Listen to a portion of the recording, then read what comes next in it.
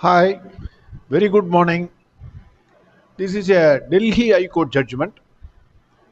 Very, very important and interesting judgment. Citation is Shitij Gildial versus Director General of GST. This is on grounds of arrest. Let us see some facts, important facts. X is a director of a company carrying on e-waste management business. A search was carried out under Section 67 of CGST Act at the business premises. X was arrested. Contention was X was that he was taken in his own car from the company's premises to the office of GST. He was illegally detained without reason or information. His mobility was also restricted. His phone was cloned.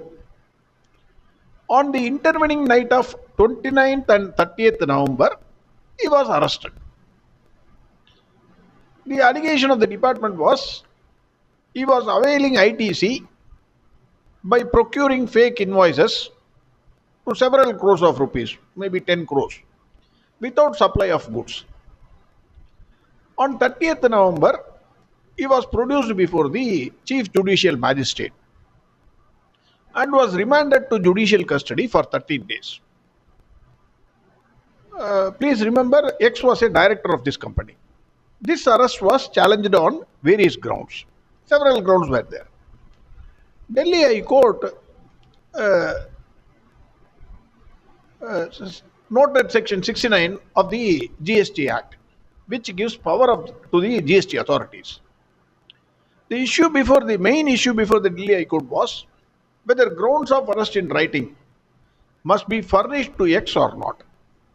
The authorities, GST authorities, whether they should furnish grounds of arrest to the arrested person or not. Arrest memo contained an acknowledgement signed by X that the grounds of arrest was explained to him. The contention was that grounds of arrest was not furnished in writing. Contention of X. He said, no, I signed the arrest memo, but the grounds of arrest in writing was not given to me. Delhi High Court asked the authorities to furnish the grounds of arrest. Very interestingly, it was not furnished and was not even available on the files. It is recorded by Delhi High Court. So Delhi High Court concluded that grounds of arrest was not furnished to X, whether prior to or after the arrest.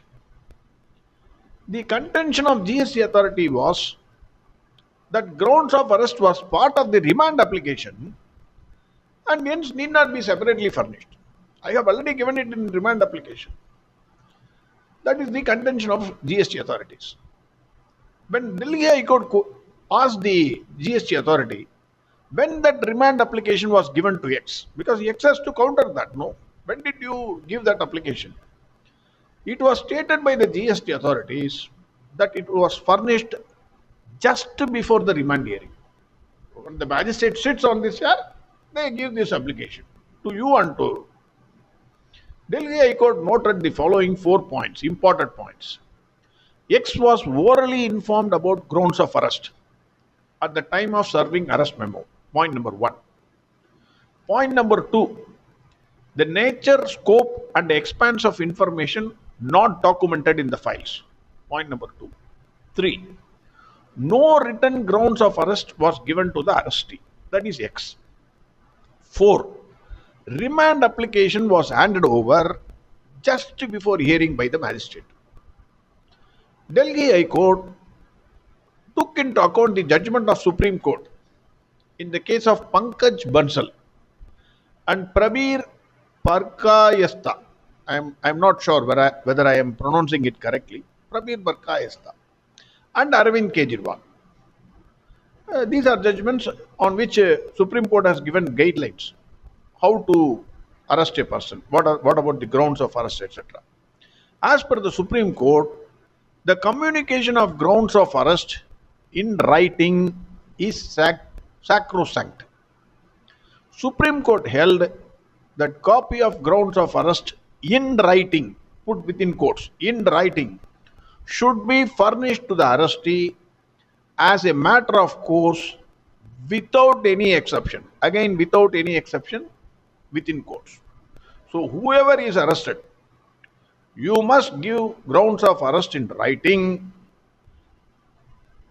and then it should be given, even if it is not asked for, to the arrestee. And there is no exception to this. Delhi High Court held that in the present case, the grounds of arrest was not available in writing, not furnished to X, either at the time of arrest or at the stage of furnishing the remand application. The communication must be clear, categorical, and meaningful. There is no reason as to why grounds of arrest could not be given. This is what Delhi High Court says. Then the contention of GST authorities was noted. The contention of GST authorities was that arrestee had been effectively informed about the grounds of arrest. This was rejected by the Delhi High Court.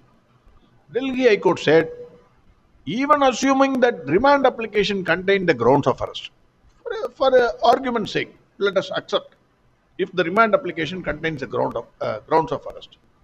The remand application was given just before hearing by the magistrate. That means he has not been given an opportunity to effectively counter this application. Delhi High Court said that the Supreme Court frowned upon general grounds of arrest and it had to be highly specific in nature. That is also important, highly specific in nature. No such a thing was done by GST authorities. Delhi High Court also said, magistrate, nowadays all magistrate I have seen, you produce anybody, even though the court says jails are full, you take any jail, it is full. But magistrate mechanically remanded X. This is that what I said was my view. Delhi High Court said that magistrate also mechanically remanded X without appreciating the arguments of X. Delhi High Court also noted the disturbing trend in issue of summons. This is also very, very important. Very interesting. You see this. First summon was signed on 27th November. Asked the petitioner to appear, that is X, to appear on 28th October. I think there is a printing error there. It should be 28th November. It is recorded as 28th October at 5:30 p.m. Not din generation time of this summon was 28th November 9:55 p.m. Why I said it should be 28th November was because in the next sentence Delhi High Court says 5 hours after X was expected to appear before the authority. So only if it is 28th November, then it will tally. So if you read this way, someone was signed on 27th November, asked to appear on 28th November at 5:30 p.m. But din was generated at 9:55 p.m. That is in the night. You have been asked 4 or 5 hours before the summon was prepared. Then another interesting fact. The second summon was generated 3 minutes after the first summon. That is 28th November. Which was signed on 27th November. Summon itself was prepared on 28th November, but it was signed and dated on 27th November. Delhi High Court said that this throws a serious doubt on detention of X. Court deplored that GST authorities are not following the procedure prescribed by law to safeguard the rights of arrestee. Delhi High Court held that the arrest was illegal and remand order was quashed. Set aside. I have 2-line comments on this. Power corrupts. All of us know. Absolute power corrupts. Absolutely. Delhi High Court did not come down heavily on the authorities or impose cost upon the authorities for serious violation of the procedure prescribed by law. For whatever said and done, the mental trauma undergone by the director, his family cannot be compensated. According to me, the arrest provision in the act must be removed. He is not a criminal. Whatever he has done, I do agree. It has a effect on the economy of the country. But anyway, you can put him. You can. It must be the last step. Arresting that to a director of a company must be a last step.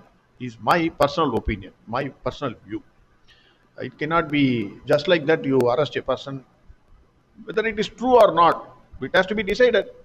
After the court decides, you arrest him. He will not fly away. You freeze his passport. All these things can be done, or you can freeze his assets, accounts, etc. So the last step must be arrest. Then